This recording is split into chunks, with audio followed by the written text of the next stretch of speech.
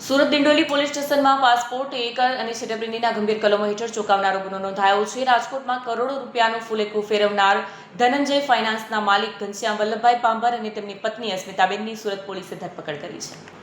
રાજકોટમાં કરોડો રૂપિયાનું ફૂલેકું ફેરવનાર ધનંજય ફાઇનાન્સના માલિક ઘનશ્યામ વલ્લભભાઈ પાંભર અને તેમની પત્ની અસ્મિતાબેનની સુરત પોલીસે ધરપકડ કરી છે। રાજકોટના કેસમાં હાઈકોર્ટે શરતી જામીન આપ્યા હતા, જેમાં પાસપોર્ટ કોર્ટમાં જમા કરાવવો ફરજિયાત હતો। આ દંપતીએ સુરતમાં પાસપોર્ટ ખોવાઈ ગયાનું ખોટું સોગંદનામું કરી નવો પાસપોર્ટ કઢાવ્યો અને દુબઈનો પ્રવાસ ખેડી આવ્યા। આરોપીઓએ દિંડોલી પોલીસ સ્ટેશનમાં જૂથી અરજી પાસપોર્ટ ગુમ થયાનું સોગંદનામું રજૂ કર્યું હતું। પોલીસ પાસેથી પ્રમાણપત્ર મેળવી પ્રાદેશિક પાસપોર્ટ કચેરીમાં નવા પાસપોર્ટ અરજી કરી હતી। અસલી પાસપોર્ટ રાજકોટ કોર્ટમાં સલામત હતો। સાક્ષીની બાતમી બાદ તપાસમાં છેતરપિંડીનો પર્દાફાશ થયો હતો। મુખ્ય આરોપી ઘનશ્યામ પાંભર સામે રાજકોટ અને સુરતમાં 5થી વધુ ગુનાઓ નોંધાયેલા છે, જેમાં લેન્ડ ગેબરિંગ અને મિલકત પચાવી પાડવાના કેસોનો સમાવેશ થાય છે। એસીપી નીરવ ગોહિલના જણાવ્યા મુજબ આરોપીઓને કોર્ટમાં રજૂ કરી પોલીસ કસ્ટડી મેળવવામાં આવી છે।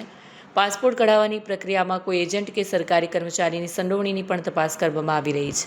કેમેરામેન હકીમ શેખ સાથે વસીમ હાસમીનો રિપોર્ટ, આઝાદ ન્યૂઝ, સુરત। તારીખ 22/4/2026 ના રોજ દિંડોલી પોલીસ સ્ટેશનમાં એક BNS passport act, the immigration and foreigners એક્ટની વિવિધ કલમો હેઠળ ઘનશ્યામભાઈ વલ્લભભાઈ પાંભર અને એમના પત્ની અસ્મિતાબેન ઘનશ્યામભાઈ વલ્લભભાઈ પાંભર એમના વિરુદ્ધમાં ગુનો દાખલ થયેલો છે।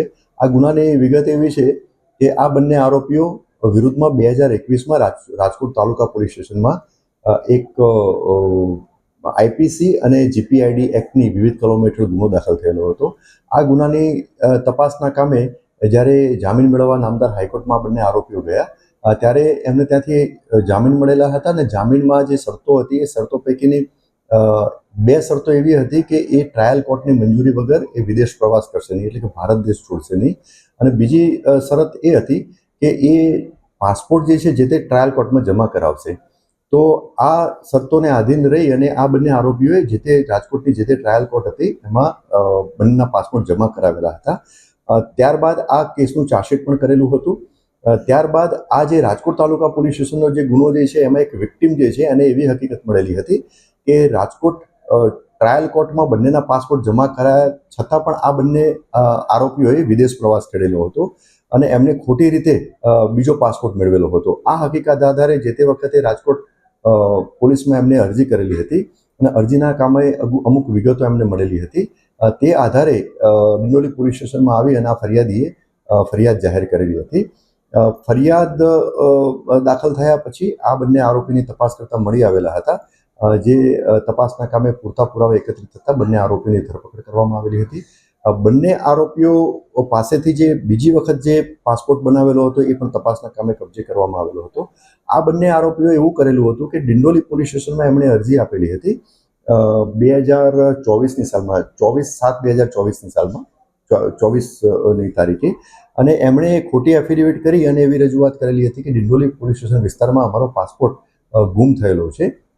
જે આધારે એમને ત્યાં દિંડોલી પોલીસ સ્ટેશનમાંથી પ્રમાણપત્ર તપાસ કરીને આપવામાં આવેલું હતું અને એ આધારે રિજિયોનલ પાસપોર્ટ ઓફિસ સુરત ખાતેથી એમને બીજો પાસપોર્ટ મેળવેલો હતો અને એ પાસપોર્ટ આધારે એમને વિદેશ પ્રવાસ કરેલો હતો।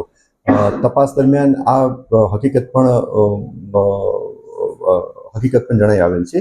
તદુપરાંત આ બંને આરોપીઓ પૈકી જે ઘનશ્યામભાઈ વલ્લભભાઈ પાંભરના વિરુદ્ધમાં ગુનાહિત ઇતિહાસ છે, એટલે કે તેમના વિરુદ્ધમાં 5 અલગ અલગ ગુનાઓ દાખલ થયેલા છે, જેમાં Rajkot taluka police station, Rajkot B division police station, Rajkot ગ્રામ્યના લોધિકા પોલીસ સ્ટેશન, સુરત ગ્રામ્યના કામરેજ પોલીસ સ્ટેશન અને પૂણા પોલીસ સ્ટેશન, સુરત શહેરના પૂણા પોલીસ સ્ટેશન, આ 5 પોલીસ સ્ટેશનમાં શરીર સંબંધી અને મિલકત સંબંધી અને લેન્ડ ગ્રેબિંગના વિવિધ ગુનાઓ દાખલ થયેલ છે। તે સિવાય એમના પત્નીના વિરુદ્ધમાં, એટલે કે અસ્મિતાબેનના વિરુદ્ધમાં મેં જેમ જણાવ્યું એમ કે રાજકોટ તાલુકા પોલીસ સ્ટેશનમાં એક આઈપીસી અને જીપીઆઈડી એક્ટનો ગુનો દાખલ થયેલો છે। હાલમાં બંને આરોપીઓ પોલીસ કસ્ટડી રિમાન્ડ હેઠળ છે અને ગુનાની તપાસ ચાલુ છે। આ બંને આરોપી પૈકી જે ઘનશ્યામભાઈ વલ્લભભાઈ પાંભર જે છે એ જમીન લે વેચનો અને મકાન લે વેચનો ધંધો હાલમાં કરી રહ્યા છે।